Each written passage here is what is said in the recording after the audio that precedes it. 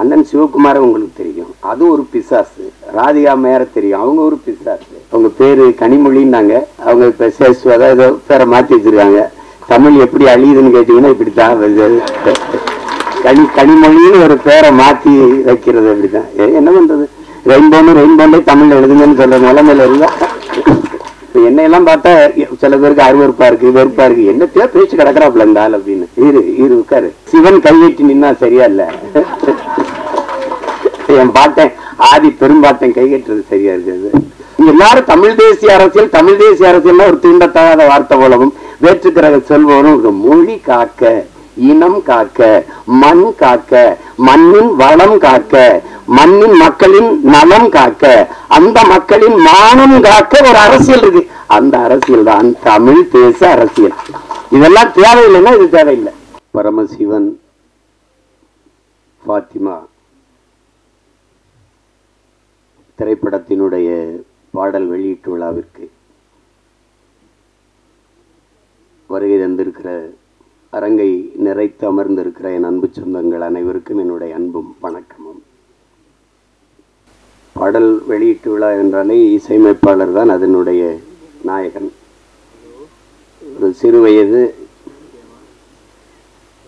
மிக நேர்த்தியாக இசை, அந்த இசையை கேட்கும்போதே ஒரு உற்சாகம் பிறக்குது. நான் என்னுடைய தம்பி கார்வன் கூட சொல்லிட்டு இருந்தேன், ரொம்ப நல்லா இசையமைச்சிருக்கிறார். அது குறிப்பா அந்த திருமண விழாவில் நடக்கிற வந்திருக்க அந்த பாட்டும் சரி, சிவனடியார்கள் ஆடுகிற அந்த பாடலும் சரி, மிக செறிவா அந்த பாட்டை தந்திருக்கிறார். அதுக்கப்புறம் கேட்ட அவர் பின்னணி இசையுமே ரொம்ப திறம்பட செய்திருக்கிறதா சொன்னாங்க. அப்படி ஒரு இளம் வயதில் இவ்வளவு திறமை மிக்க ஒரு இசைக்கலைஞரை பார்ப்பது ரொம்ப வியப்பாகவும் பெருமையாகவும் இருக்கு. தம்பி தீவன் சக்கரவர்த்திக்கு என்னுடைய அன்பும் வாழ்த்துக்களும். பாடலுக்கு மெட்டுக்கு எழுதுவது என்பது ஒரு எவ்வளவு கடினமானது என்பது தெரியும். அதில் என்னுடைய தம்பி ஏகாதேசி ரொம்ப இளம் வயதிலிருந்து நான் அறிவேன், என்னையும் அவன் அறிவான். கம்யூனிஸ்ட் இயக்கங்களில் தமிழ்நாடு முற்போக்கு எழுத்தாளர் சங்கங்கள் நடத்துகிற கலை இரவுகளில் தான் நான் என் தம்பி, என் தம்பியுடைய ஐக்கோ எல்லாரும் நாங்கள் இணைந்தோம்.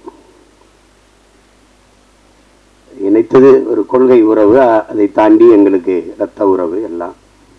தம்பி கார்வண்ணன் குறிப்பிட்டது மாதிரி ஏகாதேசி என்றாலே அந்த ஆத்தாவின் சேல, அந்த ஆகாயத்தை போல பாடலை யாரும் மறக்க முடியாது. அது இந்த தமிழ்நாடு தாண்டி உலகம் முழுமைக்கும் போய் சேர்ந்த ஒரு உன்னதமான ஒரு காவிய படைப்பு தான் சொல்லணும். தாயினுடைய அன்பை அந்த சேலையை வச்சு அவன் சொல்லியிருக்கிற விதம் அவன் ஆகச்சிறந்த கவிஞன் என்பதை காட்டும். அதுக்கப்புறம் நிறைய திரைப்படத்தில் பாடல்கள் எழுதிட்டான். இந்த படத்தில் பாடல் எழுதிப்பது எனக்கு பெருமை, ரொம்ப மகிழ்ச்சி. அது என்னுடைய தம்பி கார்வண்ணன் படத்தில் ஒரு வளர்ந்து வருகிற இளைய இசையமைப்பாளரோடு ஒளிப்பதிவாளர் என் தம்பி துரைமுருகன் தான் அந்த காணொலியை காட்டினார். அந்த முன்னோட்டத்தை அது எடுத்தோன்னே கேட்டது, இது யார் ஒளிப்பதிவுன்னு. ஏன்னா எனக்கு தெரியும் இது அப்படின்னு. அது சுகுமாரனோடனே அதான் நினச்சேன் அப்படின்னு. அவனுடைய ஒளிப்பதிவு ரொம்ப சாதாரண ஒளிப்பட கலைஞனாக தான் வந்தான். அப்புறம் சேர்ந்து மிக குறுகிய காலத்துக்குள்ள அதை கற்றுக்கொண்டு தன்னுடைய திறமையை வளர்த்து சிறந்த ஒளிப்பதிவாளர்களில் ஒருவராக தன்னை நிலைநிறுத்திக்கிட்டான். அவனுடைய கும்கி ஆகட்டும், அதுக்கு முன்னாடி வந்த மைனா, ரெண்டு படமும் மிகச்சிறப்பாக. கும்கிலாம் ஒளிப்பதிவு அசாத்தியமாக செஞ்சிருப்பான். அது நிறைய ஆற்றலை வெளிப்படுத்தினா. அப்புறம் தம்பி சிவகார்த்திகன் நடித்த அந்த மான் கராத்தே அந்த படத்திலேயே அவன் ரொம்ப நல்லாயிருக்கும் ஒளிப்பதிவு. இதிலேயே பார்த்துருப்பீங்க, அந்த அதிகாலை அந்த ஒளியை உள்வாங்கி அவன் பதிவு செஞ்ச விதம், அந்த சூரிய ஒளியை உள்வாங்கி பதிவு செஞ்ச விதமெல்லாம் அவ்வளவு அழகாக இருக்கும். அந்த காடுகளில் வயல்வெளிகளில் அவனுடைய கருவி பயணித்து போகிற இது அவ்வளவு தெளிவாக இருக்கும். அது பேசிய தொகுத்து வழங்கியவர்களோட சொன்னாங்க அவர் சுருக்கமாக பேசிட்டாருன்னு. அவர் தான் மொத்தமாகவே தன்னுடைய ஒளிப்பதிவு கண்களால் பேசிட்டாப்ல. என்னுடைய தம்பி என்பதில் எனக்கு ரொம்ப பெருமை. அவன் தம்பினா சும்மா தம்பி இல்லை, சொந்தமான தம்பி. அவனுடைய அண்ணனும் ஒளிப்பதிவாளர் தான். அவனும் நிழல் பட கலைஞனா, ஒளிப்பட கலைஞனா வந்து திரைப்பி மிகப்பெரிய ஒளிப்பதிவாளராக வந்து பல படங்களை செஞ்சு என் தம்பி ஜீவனுடைய தம்பி தான் என் தம்பி சுகுமார் அவர்கள். அப்போ இதில் நடித்திருக்கிற கலைஞர்கள் என்னுடைய அண்ணன் மனோஜ்குமார் அவர்கள் மிகச்சிறந்த வெற்றி படங்களை கொடுத்தார். மண்ணுக்குள் வைரம்னா அவரே ஒரு மண்ணுக்குள் வைரம்தான். முதல் படத்தில் அவ்வளோ ஒரு துணிவோடு ஒரு கதையை தொடுவதற்கு ரொம்ப துணிச்சல் வேணும். அதில் உங்களுக்கு தெரியும் எங்களுக்கு என்ன உறவு என்னன்ட்டு. ஆனால் அவர் எங்கள் அப்பாவிடமிருந்து வெளியில் வந்து மண்ணுக்குள் வைரம் படத்தை எடுத்து அந்த படத்தில் ரொம்ப சிறப்பாக இருக்கும். படம், உரையாடல், எல்லா கதாபாத்திரங்கள்லாம். முதல் படத்திலே நடிகர் திலத்தை இயக்குறதுன்னா அது சாதாரண இல்லை என்ன. ஆமாம், எங்கள் அப்பா என்ன பாடுபடுவார் பசுமனில். முதல் மரியாதை எப்படின்னு தெரியாது, நான் தான் அதுக்கு எழுத்தாளர். என்ன சொன்னாலும் எங்கள் அப்பா வந்து உரையாடலை ஏற்றுக்க மாட்டார்ல. 2 பேருக்கு ரொம்ப நேரம் சண்டை நடக்கும். அங்கே நாற்காலியில் எங்கள் ஐயா என்னையே பார்த்துருப்பார். என் மேலே ரொம்ப அன்பு. என்னதான் ஐயா பிரச்சனை உனக்கும் உங்கள் அப்பனுக்கும் அப்படின்னா, இல்லைங்க நான் என்ன எழுதி கொடுத்தாலும் அதை வேணான்னு கிழிச்சு போட்டுறேன், தூர போட்டுறேன். என்ன நீ என்ன நினைக்கிற, நான் என்ன பேசணும்னு நினைக்கிறேன், எனக்கு சொல்லு, நான் டேக்கில் பேசிக்கிறேன். அவள் அது சொல்லிடுவோம். காட்சி நடந்து வரவில் இந்த இடத்துல எங்கள் ஐயா எங்கள் அப்பா என்ன ஒன்றார், கட் ஓகே அப்படின்ட்டு போயிடுவாப்ல. ஏழை சொன்னோன்னே எங்கள் ஐயா அந்த வேட்டி எடுத்து தொடச்சிட்டு இப்படி தேடுவோம். அப்புறம் நான் அந்த கூட்டத்தில் நிற்பேன், இப்படி பார்த்துட்டு ஓகே அப்படின்னு கேட்பார். ஏன்னா நான் நீ சொன்னது வந்துடுச்சா அப்படின்னு, ஓகே அப்படின்னு. ஒரு 2-3 தடவை இது நடந்துக்கிட்டு இருக்குது. எங்கள் அப்பா கவனிக்கல. ஒரு தடவை நம்ம ஓகே சொன்ன பிறகு வேற யார்கிட்ட ஓகே கேட்குறாரு, யாரு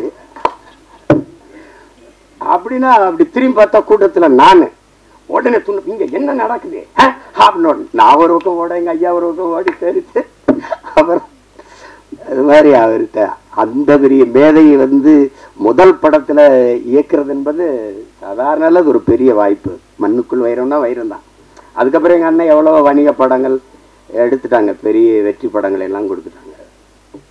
இப்படிப்பட்ட ஒரு படைப்பாளி இதில் நடிச்சிருக்காங்க. அப்புறம் எங்கள் அண்ணன் தேனப்பன் எவ்வளோ பெரிய படங்களை தயாரித்தாங்க. அவை தன்மையெல்லாம் எங்கள் அண்ணனுடைய தயாரிப்பு தான். இப்போ பார்த்தா எங்கள் அண்ணனை பார்க்குறதுன்னா நம்ம படங்களில் பார்த்துக்கிற வேண்டியது இருக்குது. இப்போ நடிக்க வந்துட்டாங்க. ஆனாலும் எங்கள் அண்ணனை வந்து அவர் குணத்திற்கும் அவர் படத்தில் நடிக்கிறது வில்லனா நடிக்கிறது சகிக்க முடியல. எங்கள் அண்ணன் தான் வில்லனா எதுக்கு நடிக்கணும் அப்படின்ட்டு. அவ்வளவு நல்ல மனிதன்.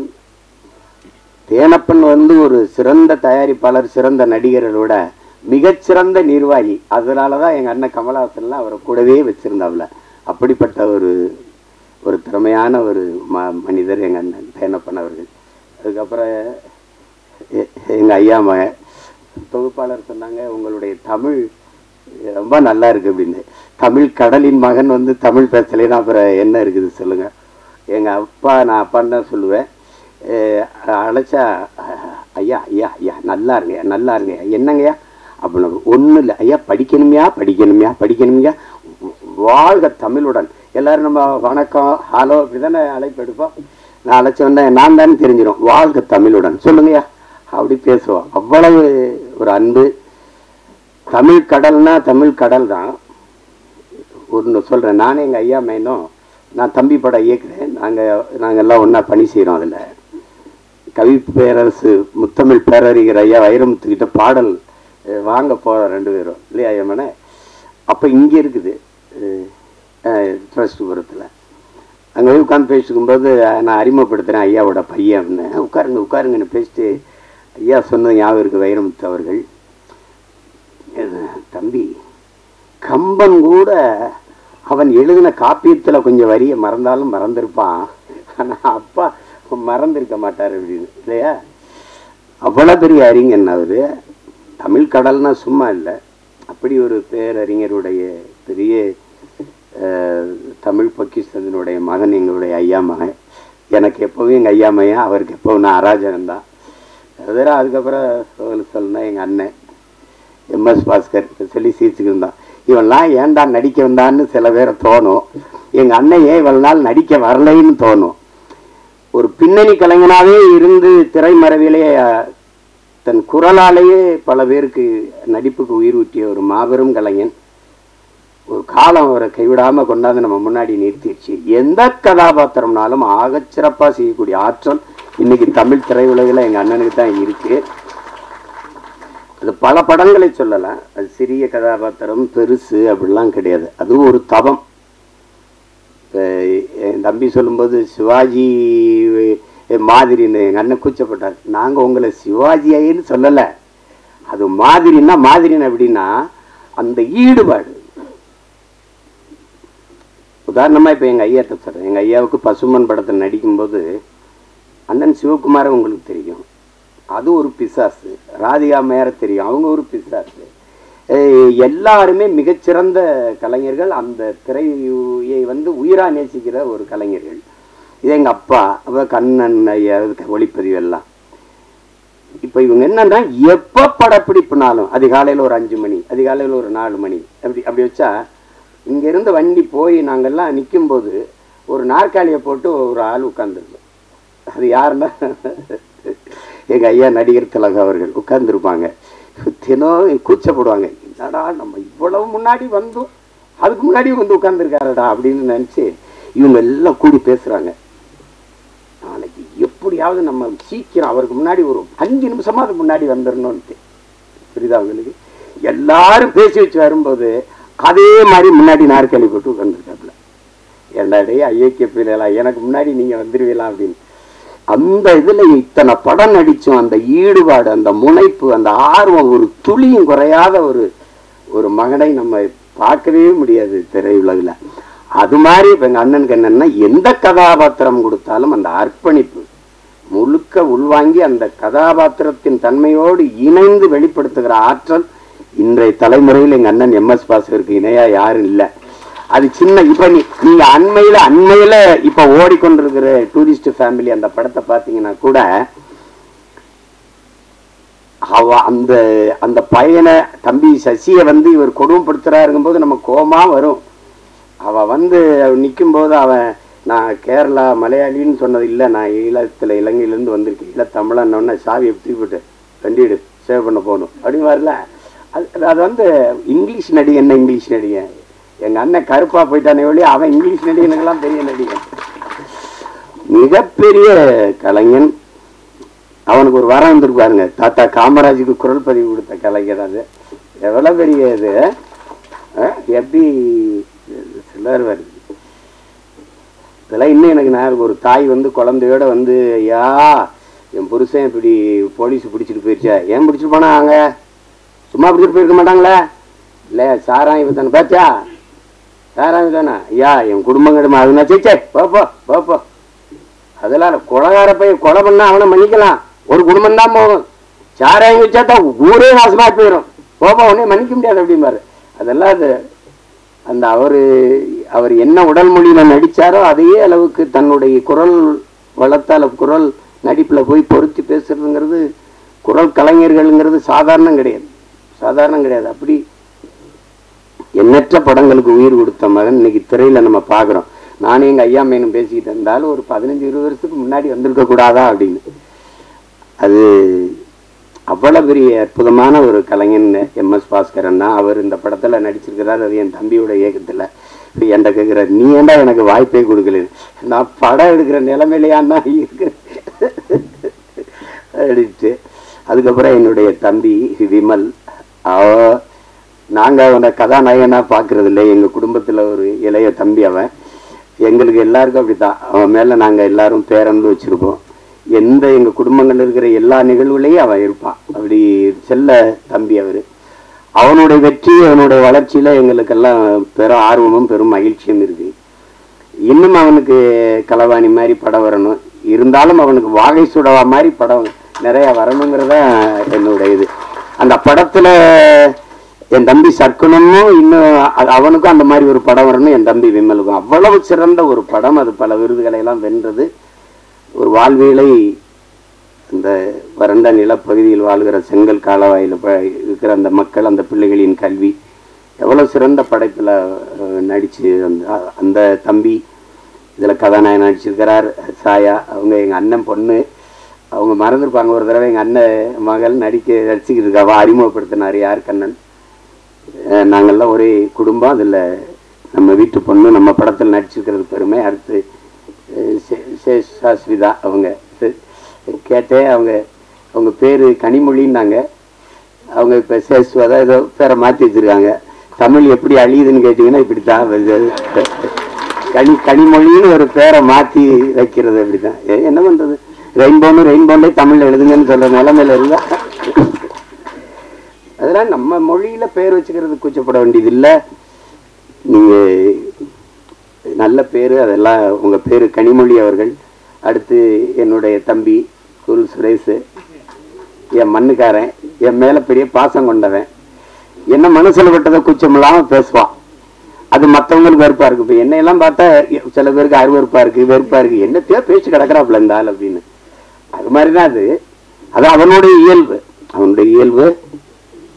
அவனுக்குள்ள நல்ல ஒரு மனிதன் இருக்கான், நல்ல மனிதாபிமானம் இருக்கு. இரு உட்காரு. சிவன் கைகட்டி நின்னா சரியா இல்ல. என் பாட்டன் ஆதி பெரும்பாட்டன் கைகட்டுறது சரியா இருக்குது. அதுக்கப்புறம் விஆர் அவரு, விமல் அவர், நீங்க நல்லா வரணும், நல்ல உடலை நல்லா பேண்டுறீங்க, உங்களுக்கு பாராட்டு.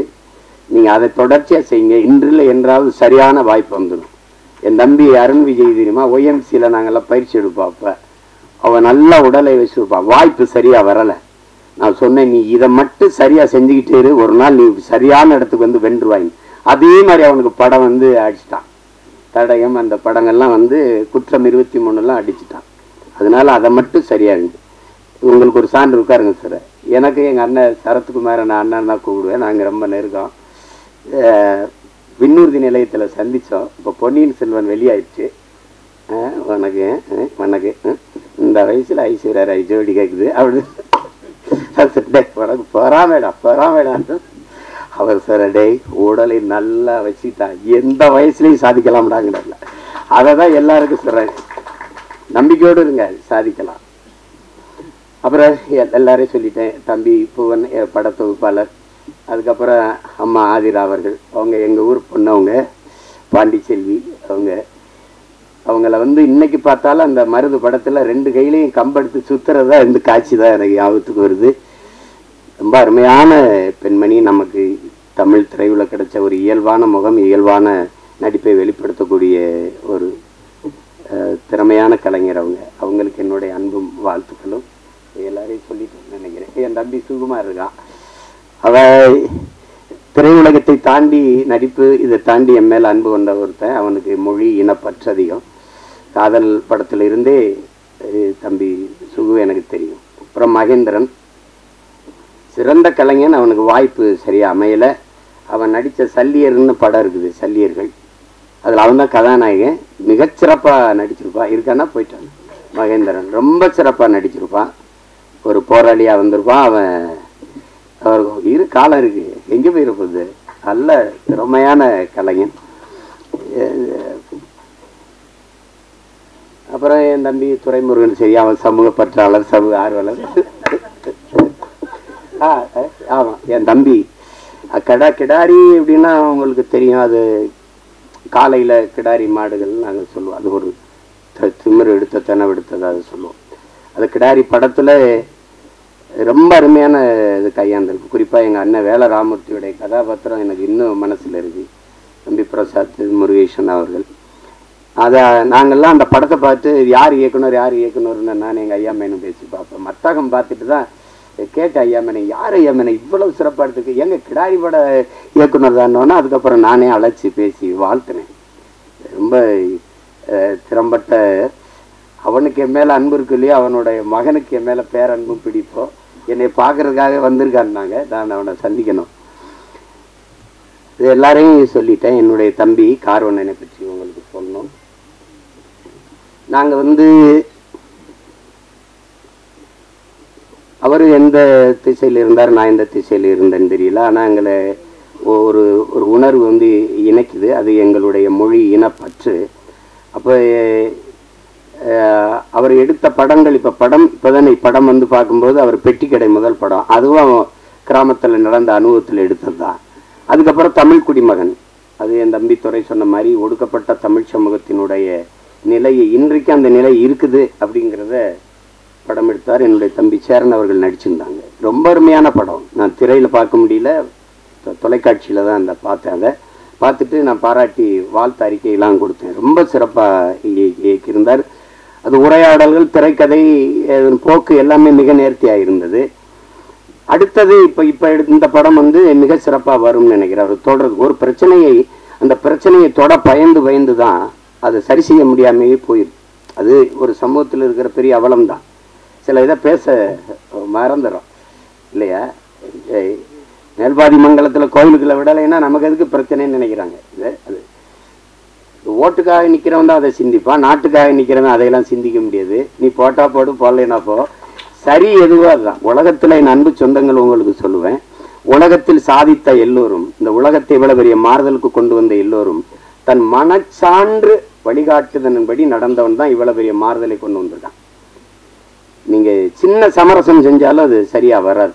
வெளியில என்ன சொல்றா, நீங்க ஒவ்வொருத்தரும் என்ன சொல்றா, உலகமே உன்னை இதை செய் என்று சொன்னால் சரியில்லை என்று பட்டால் செய்யாத, உலகமே செய்யாதே என்று சொன்னால் சரி என்று பட்டால் செஞ்சிருந்த, அதுதான் கோட்பாடு. அதை தான் நம்ம செய்யணும். விவேகானந்தர் நமக்கு என்ன கற்பிக்கிறார்? எதற்காகவும் உண்மையை விட்டு கொடுத்துறாத, ஆனா உண்மைக்காக நீ எதையும் விட்டு கொடுங்கிறார்.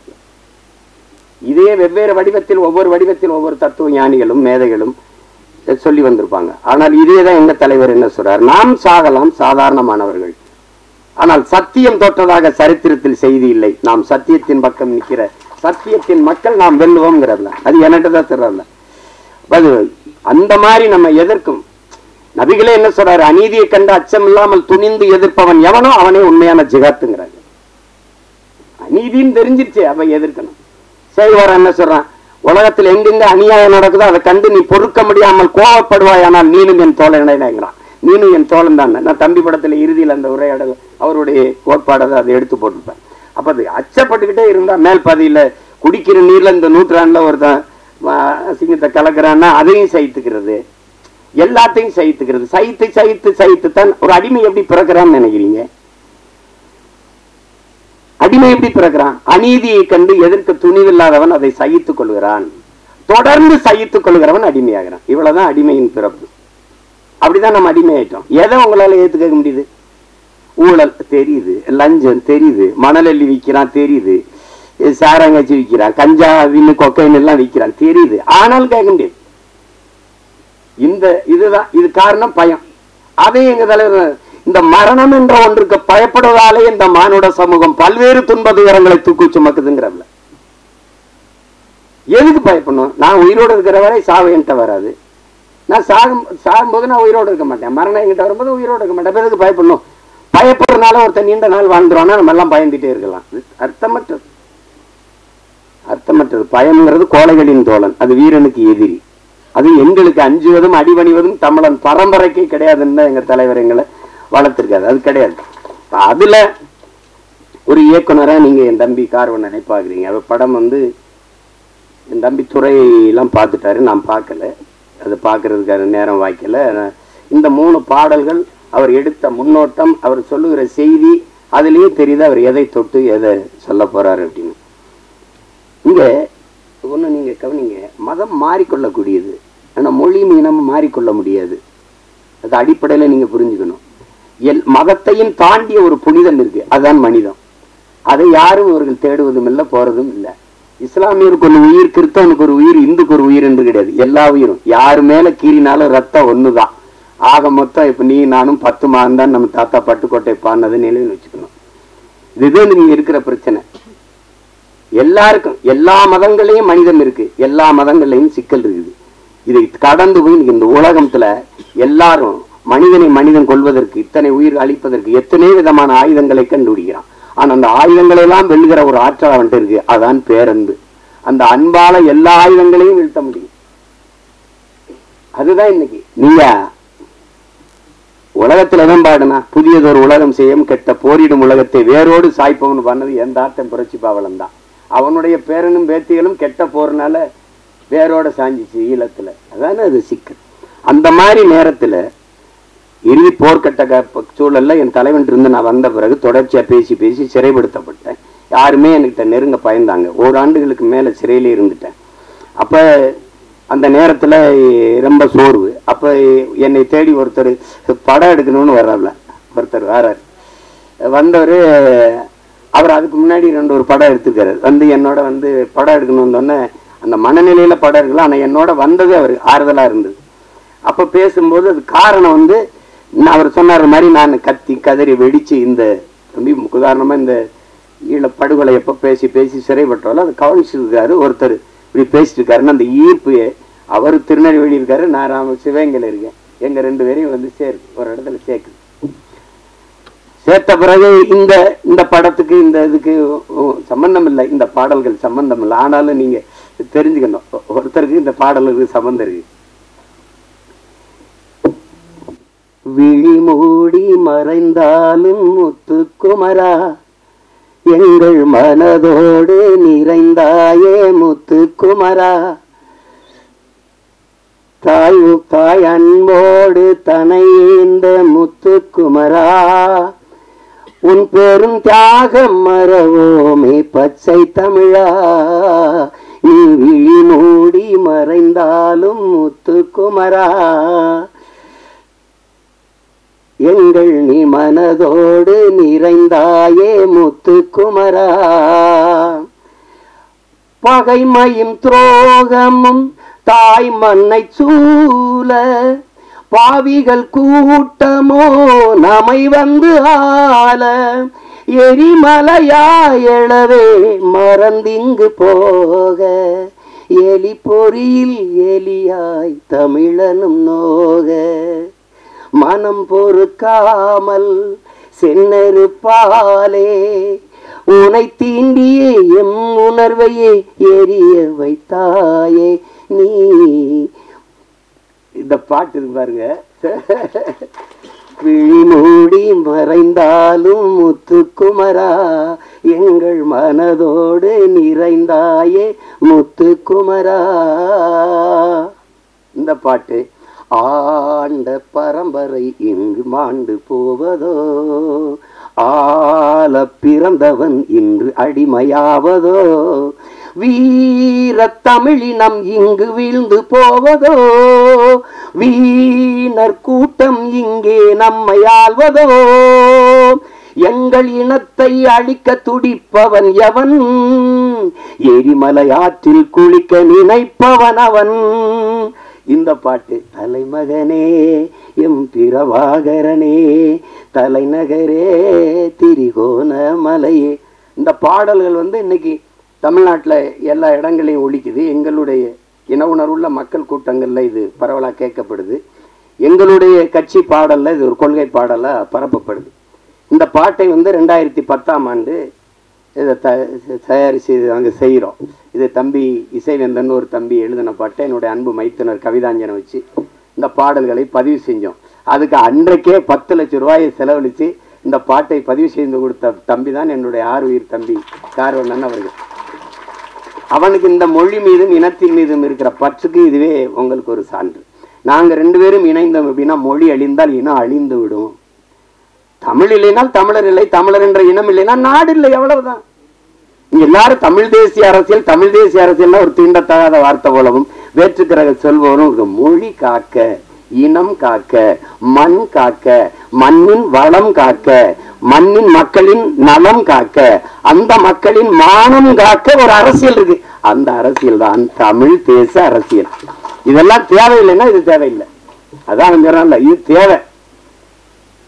எங்கள் முன்னோர்கள் கே.பி. விஸ்வநாதனோ, அண்ணல் தங்கவோ, மறைமலையடிகளோ, அல்லது சிவானந்தமோ, சிங்காரவேலரோ, ரெட்டமலை சீனிவாசனோ, ஐத்தியாச பண்டிதரோ, மாப்போசியோ, சீபா ஆதித்தனாரோ வரும்போது அவனுடைய பேரன் சீமான் நிக்கிற புறச்சூழல் இல்லை. அன்னைக்கு காவிரியில் தண்ணி கேட்டா அடிச்சு விரட்டல, அன்னைக்கு கச்சத்தீவை பறித்து கொடுத்துட்டு சுட்டு சுட்டு 840 மீன் வந்து சுட்டு போடல. மீத்தேன் எடுக்கணும், பூமித்தாய் ஈரக்கொலை அறுக்கல, அணுவுல ஸ்டெர்லைட் இப்படி நச்சு ஆலைகளை மீறி எங்களை கொல்லல. எதை தேடினாலும் இந்த அரசியல் தேவைப்படுது. தேவைதான் கண்டுபிடிப்பின். இந்த அரசியல் வேணுமா?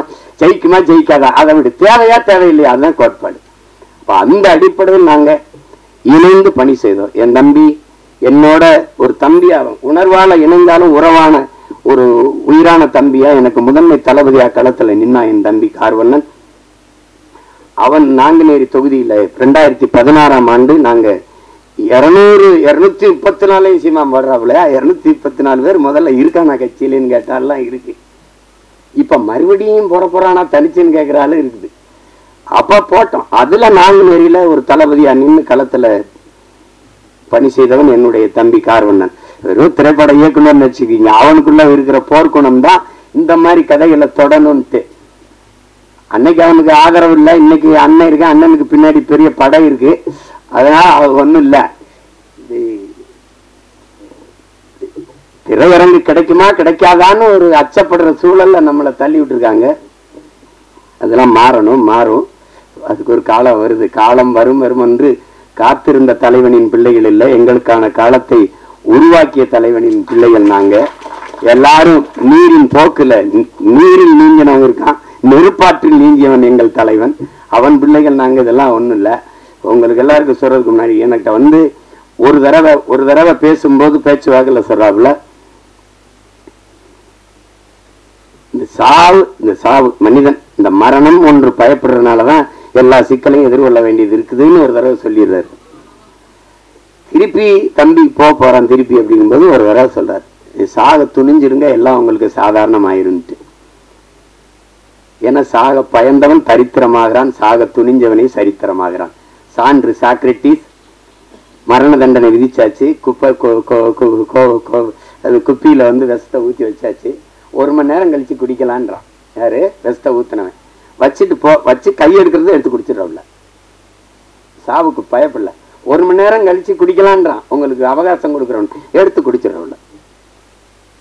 அதனாலதான் அவன் சரித்திரத்தில் அவனுக்கு இடம். உங்களுக்கு புரியுதுன்னு நினைக்கிறேன். பகத்சிங் வந்து மன்னிப்பு கடிதம் எழுதி கொடுத்தா விட்டுறேங்கிறான் தூக்கி தண்டனையில. ஆளுநருக்கு கடிதம் போகுது, பகத்சிங் அனுப்புறான். மன்னிப்பு கடிதம் தான் பகத் கேட்டான்னு நினைச்சு பிரிக்கிறாப்ல.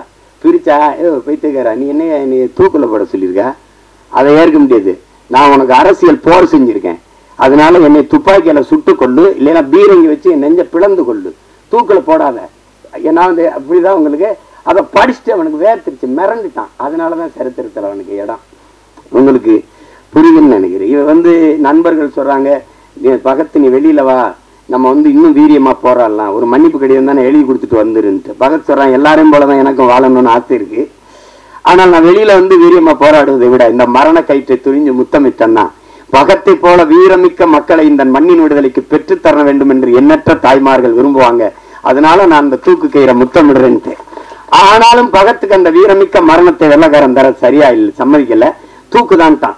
தூக்குல போடும்போது அவன் கேட்கிறான், நீ ஏன்டா அந்த காலத்தை ஏன்டா நீ வந்து துப்பாக்கியில சுட சொன்ன, ஏன் பீரங்கில சுட்டு கொள்ள சொன்ன? இல்ல, என் உடலிலிருந்து கடைசி உயிர் துளி பிதுங்கி வெளியேறுகிற வரை என் தாயிலத்தை என் கால்கள் தொட்டுக்கொண்டே இருக்கணும், அதுக்குத்தான் நான் என்னை துப்பாக்கியில சுடுன்னு சொன்னேன்றான். திருப்பி தூக்கில போடும்போது அந்த கருப்பு அங்கி போட்டு மூடுவான்ல, பிளாக் மாஸ்க், 2 பேர் தான் எடுனவன், ஒன்னு பகத்சிங் இன்னொன்னு சதாம் ஹுசேன். உங்களுக்கு தெரியும் நினைக்கிறேன். எடுறான்ட்டான் பகத்சிங், அந்த கருப்பு துணி எடுறான்ட்டான். எடுத்துட்டு போட சொன்னேன். ஏன்னா அந்த விழி பிதுங்கி என் உயிர் வெளியில கசிந்து போற கடைசி நொடி வர துளி வர என்னுடைய கண்கள் என் தாய் மண்ணை பார்த்துக்கிட்டே சாதனம்டான்னா. அதனாலதான் பகத்சிங் இன்னைக்கு வந்து நம்ம சரித்திரத்தில் இருக்கான். செய்வராவை சுடுறதுக்கு எதிரி நிறுத்தும் போது இப்படி குறி வைக்கிறான். அப்படி குறி வைக்கும் போது, டியர் காம்ரேட், நீங்க என் நெத்திக்கு குறி வைக்கிறீங்கன்னு நினைக்கிறேன், கொஞ்சம் இடது பக்கமா வாங்க, இப்ப சுடுங்கன்ட்டான். அதனாலதான் செய்வராவுக்கு இடம் உங்களுக்கு. அப்ப மரணத்துக்கு பாய்ந்தவெல்லாம் உங்களுக்கு திரு விவேகானந்தர் சொல்றாருல, வரலாற்றில் எப்போதும் வீரர்களுக்கு தான் இடம், அடிமைகளுக்கு இடம் இருந்திருக்கு, ஏன் ஏழைகளுக்கு கூட வரலாற்றில் இடம் இருந்திருக்கு, கோழைகளுக்கு ஒருபோதும் வரலாற்றில் இடம் இருந்தது இல்லை. அதனால இதுக்கெல்லாம் பயந்தா ஒண்ணும் இல்லை. அப்ப அந்த துணிவுல தான் என்னுடைய தம்பி இந்த கருத்தை துணிஞ்சு எடுத்து படத்துல பதிவு செய்கிறார். அவருக்கு என்னுடைய பாராட்டுக்கள். அவன் என் தம்பிக்கு இருந்த இந்த திரையுலக மேல இருந்த பற்று வெளிப்படுது பாருங்க. அவனே தயாரிச்சு, அவனே இயக்கி, அதுல ஒரு கதாபாத்திரத்தில் நடிச்சு, தொடர்ந்து இது தமிழ் குடிமகனும் அவருடைய தயாரிப்பு தான், அவருடைய இயக்கத்துல இது பண்ணியிருந்தார். இப்ப அந்த முயற்சியை நான் முழுக்க பாராட்டுறேன். என் தம்பி கார்வண்ணனுடைய படைப்பு என்பது என்னுடைய படைப்பு. நானே இயக்கியது போல ஒரு மகிழ்ச்சி, எனக்கு ஒரு உற்சாகமும் ஒரு பெருமையும் இருக்கு. அந்த படம் உறுதியாக வெல்லும். உலகெங்கும் இருக்கிற என் உயிர் சொந்தங்கள் என் தம்பிக்கு நல்ல ஆதரவு கொடுத்து இந்த படத்தை மாபெரும் வெற்றி படமாக மாற்றணும். அதுதான் அது. ஏன்னா அரிய படங்கள் தவிர்க்கப்பட்டது. ஒரு நல்வாய்ப்பா இன்னைக்கு உங்களுக்கு அயோத்தி, இந்த டூரிஸ்ட் ஃபேமிலி, இந்த மாதிரி படங்கள்லாம் மக்களால் ஏற்கப்பட்டுருச்சுங்கும் போது மனசு ஒரு நிறைவாக இருக்கு. இப்போ என் தம்பி சூரியோட மாமன் இதெல்லாம் நல்லா ஓடுதுங்கிறாங்க. கேட்டுக்கிருவேன் ஒவ்வொரு தடவை. ஐயா மேன் அது பார்த்தீங்களா, ஐயா மேனை பார்த்தீங்களா, நாங்கள் 2 பேரும் அராஜகம், இந்த மலையாளத்தில் ஒரு படம் வந்திருக்கு, அதில் இருக்கு, ஓடிடியில் பார்த்துருங்க அப்படின்னு. அப்படி அந்த மாதிரி நாங்கள் ஒருத்தருக்கு ஒருத்தர் பரிமாறிக்கிறது. ஏன்னா இவங்கெல்லாம் சொல்கிறாங்க, நீங்கள் வேறு தளத்துக்கு போயிட்டும் இதை நேசின்னு, காதலிச்ச பொண்ணு வேற ஒருத்தனை கல்யாணம் பண்ணிட்டு போனாலும் நல்லா இருக்கணும்னு வாழ்த்துற மாதிரி தான் இது. ஒன்றும் செய்ய முடியாது. எங்கள் அண்ணன் என்கிட்ட சொல்லும்போது, திரைக்கலை பேச்சு ரெண்டும் இராணுவத்தின் வலிமை மிக்க 2 பிரிவுகள்ப்பா, ஒன்றை செய்ய ஒன்றையோ கைவிட்டக்கூடாது, நீங்கள் 2ஐயும் செய்யணும்னு. ஒன்றை செய்ய 2ஐயும் செய்யணும் தான் நினைக்கிறேன். அதை என் தம்பிக்கே திரையரங்கு கிடைக்காதுன்னு பார்த்தானா எனக்கு என்ன ஆகும்னு நீங்கள் யோசிச்சுக்கிறோங்க. அது கடினம். அதனால படம் எல்லா தம்பிகளும் எடுக்கிறாங்க, படை கட்டத்தான் பெரிய யாரும் இல்லை. அதனால இந்த வேலையே எனக்கு சரியா இருக்கு, என் தம்பிகள் அதை செய்யட்டும்.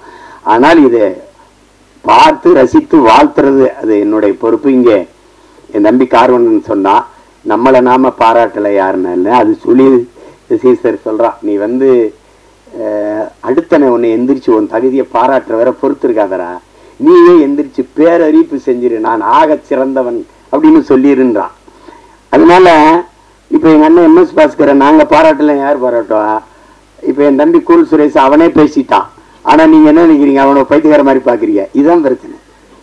எங்க அப்பா பாருங்க, எங்க அப்பா பாருங்க, பசும்பன் படத்துக்கு பாட்டு இசைக்கிறது முதல்ல ரகுமான் அவர்கள் தான் இசை. அவன் 2 பேரும் வண்டியில போயிட்டு இருக்கான், எங்க அப்பாவே வண்டி விட்டுறாங்க. வண்டி விட்டு அதுல சொல்லுக்குள் வார்த்தையை சுருக்கி வைக்கும் சூத்திரதாரி, கண்ணனுடைய ஆகாயத்தின் மறுபக்கத்தையும் அவருக்கு பார்க்க இப்படி வருது, திருப்பி எழுதி. அப்ப இப்படி நம்மளை நாமளே பாராட்டி பேசிக்கிறது நல்லாவா பாருக்கு? கேட்கறவங்க ஒரு மகனே, நம்மளை நாமே பாராட்டிட்டா தாண்டா, வேற எவனும் நம்மளை பாராட்ட மாட்டான்டா.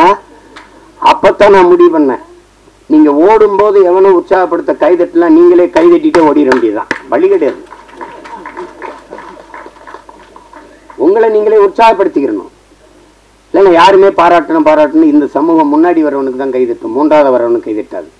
அவன் சொல்றான்ல, முன்னாடி வந்தவனுக்கு 1வது வந்தவனுக்கு கைதட்டுற, அவன் வெற்றி கழிப்பிழைப்பா, நீ கைதட்டுறதே அவன் காதுல விழாது. ஆனால் 3வது வந்தவன் முதுகுல தட்டி கொடு, அவன் மரணம் வரைக்கும் உன்னை மறக்க மாட்டாங்கிறான். அதான் முக்கியம். அதனால நம்ம பிள்ளைகளுக்கு ஒண்ணு இருக்கு, தோல்விங்கிறது ஒரு பெரியது. தோல்விதான் வெற்றியின் தாய். தோல்வியே சொல்லுது, என்னையை தொட்டு விட்டு போனவன் தோற்றதாக வரலாற்றில் செய்தி இல்லைன்னு இல்லையா? எளிதில் வென்றவனின் இதயம் மலரை விட மெல்லிதா இருக்கும், தோற்று வென்றவனின் இதயம் இரும்பை விட கடினமா இருக்கும்ன்றான். அதனால அது ஒரு சிக்கல் இல்லை. இந்த படத்தை பொறுத்த வரைக்கும் அதுல என் தம்பி அவன் சொல்ல வந்த செய்தி, அதை எடுத்துக்கிட்ட செய்திக்கே ஒரு பாராட்டு, அந்த துணிவுக்கு ஒரு பாராட்டு. இல்லைன்னா நீ சீமானின் தம்பியா இருந்து பயனே கிடையாது. அதனால உனக்கு பாராட்டு. உலகமெங்கும் இருக்கிற நம் உயிர் சொந்தங்கள் நல்ல திரைப்படத்தை ரசிக்கக்கூடிய, ஏற்று பாராட்டக்கூடிய, கொண்டாடக்கூடிய மக்கள், இங்கே நல்ல திரைப்படங்களை கொண்டு போய் சேர்த்த செய்தியின் தூதுவர்கள் இருக்கிறார்கள். இங்கே ஊடக உறவுகள் எல்லாம் மதிப்புமிக்க பெருமக்கள் எல்லாம் இருக்கிறாங்க. அவர்களுக்கெல்லாம் சிறந்த படத்தை பாராட்டி கொண்டு போய் சேர்க்கணுங்கிற பொறுப்பும் கடமையும் உள்ளவர்கள். உறுதியாக இந்த படத்திற்கு பேராதரவு கொடுப்பார்கள். என்னுடைய தம்பி தன்னுடைய